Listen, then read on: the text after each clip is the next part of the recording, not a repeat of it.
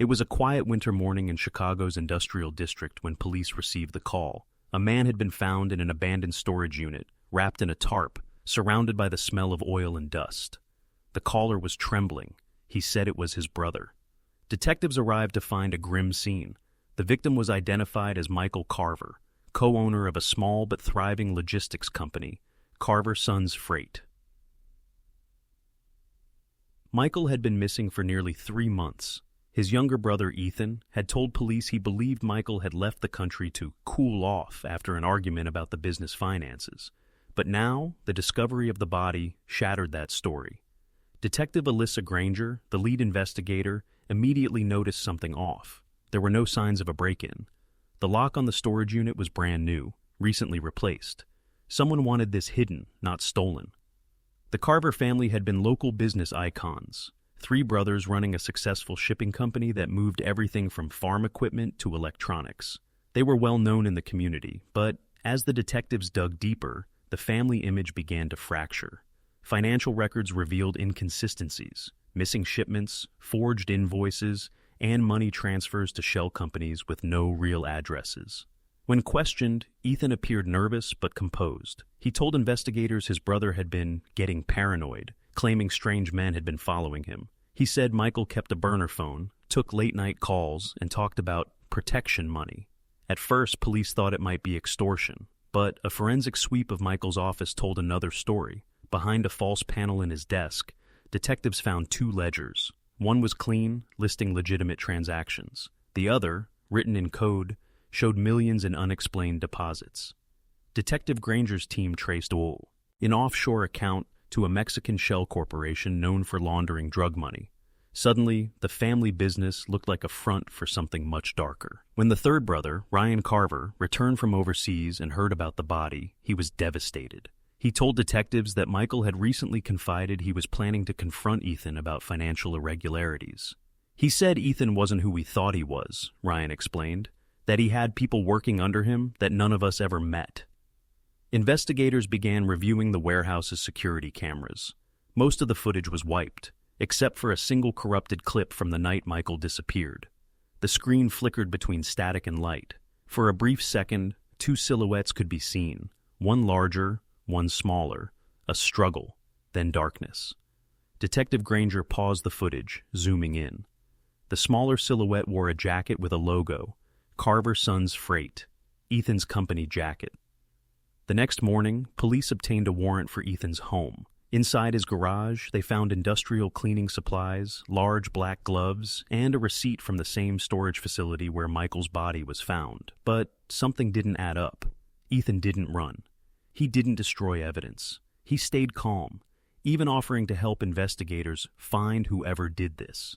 Granger knew something was off. The kind of composure Ethan displayed didn't come from innocence. It came from control. But control can slip, and when it does, it leaves cracks.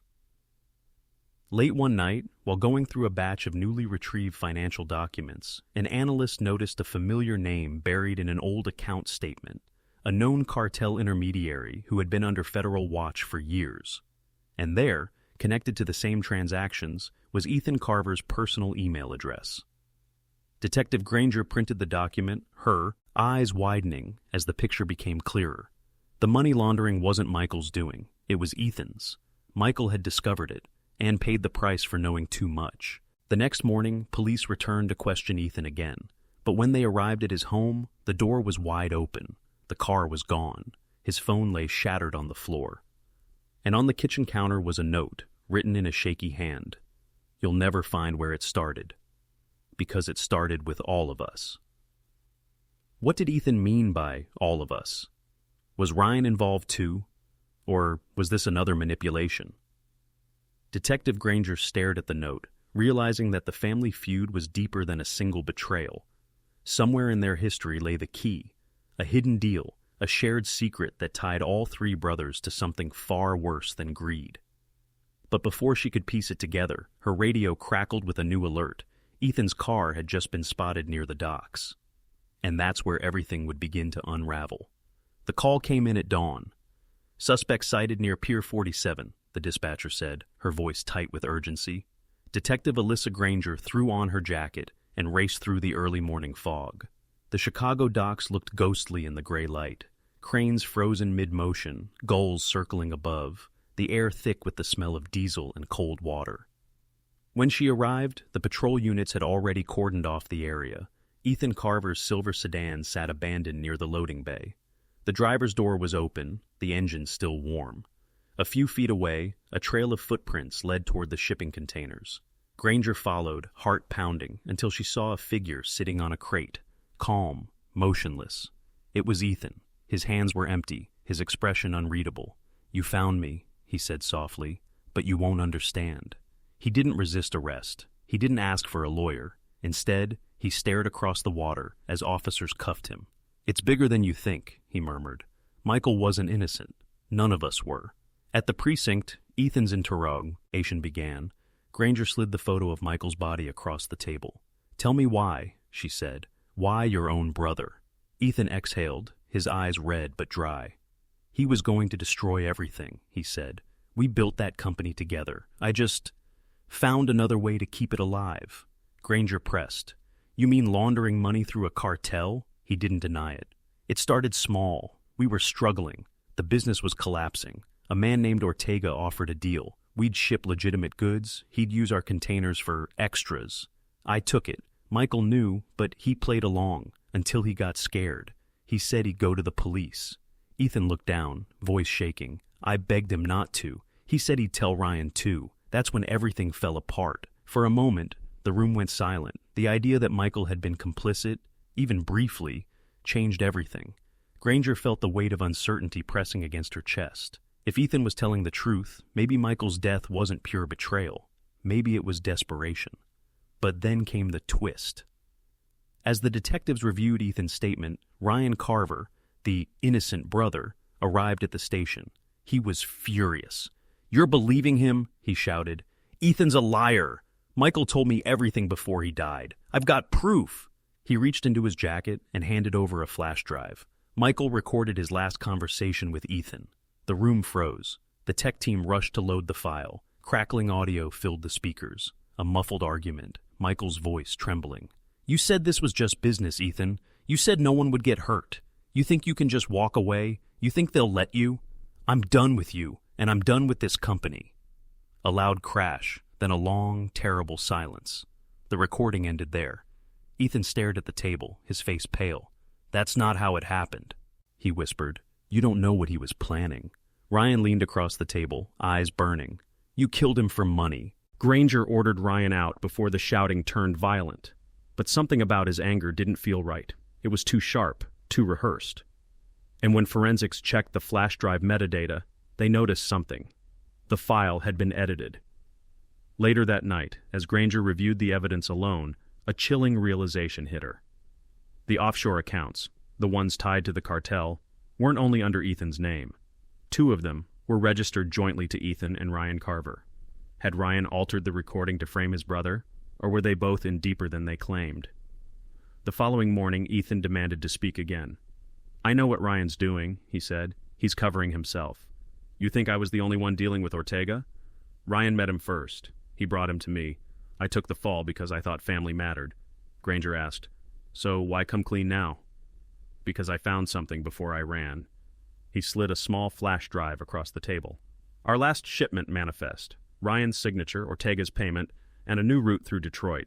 He's planning another drop this week." Within hours, the precinct erupted into motion.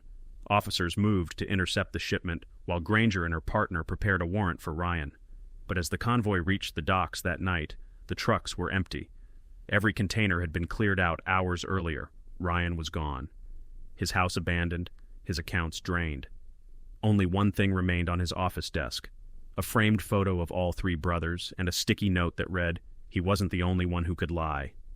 Detective Granger stared at it, realizing the story of betrayal had only begun, because now the only surviving brother was missing, and the cartel wanted their money back.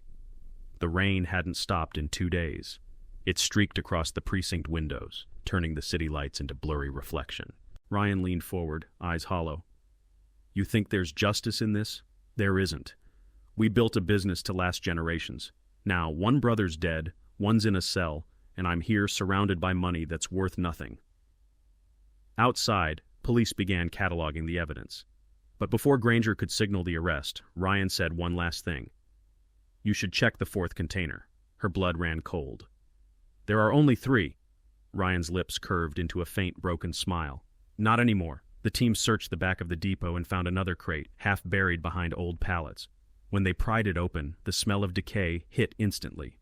Inside lay Ortega, the cartel intermediary, his body wrapped in plastic. The truth was staggering. Ryan hadn't been running from the cartel. He'd killed Ortega and stolen the money, planning to disappear for good. But somewhere between guilt and exhaustion, he'd decided to surrender instead. As officers read him his rights, Ryan turned to Granger. "Tell Ethan I'm sorry," he said quietly. "He wasn't supposed to carry my sin." Back in Chicago, Ethan sat in a holding cell when he got the news. His brother was alive, but confessing to everything. He didn't cry. He just stared at the floor and whispered, "We all built the lie. He just finished it." A week later, both brothers were sentenced. Ethan for money laundering, Ryan for homicide and conspiracy. The company dissolved, their properties seized, their family name forever tied to betrayal. Detective Granger stood outside the courthouse as the media swarmed. "Sibling Betrayal," one headline read. Greed, blood, and family ties. But what stuck with her most wasn't the crime. It was the final note Ryan left in his cell months later. "We were brothers before we were criminals. But the moment money entered our veins, we forgot the difference." The story gripped the nation, not Jay,